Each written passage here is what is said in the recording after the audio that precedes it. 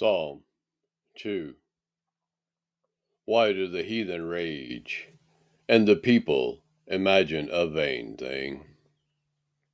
The kings of the earth set themselves, and the rulers take counsel together against Yahuwah and against his anointed, saying, Let us break their bands asunder, and cast away their cords from us.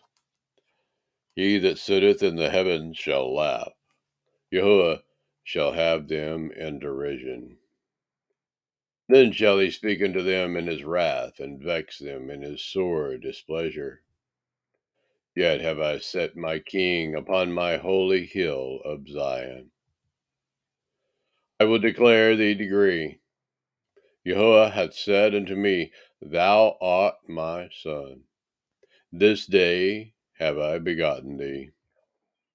Ask of me, and I shall give thee the heathen for thine inheritance, and the uttermost parts of the earth for thy possession.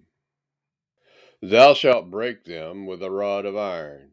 Thou shalt dash them in pieces, like a potter's vessel.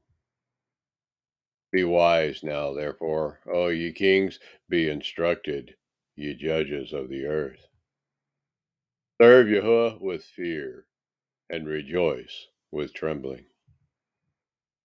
Kiss the Son, lest he be angry, and you perish from the way, when his wrath is kindled but a little. Blessed are all they that put their trust in him.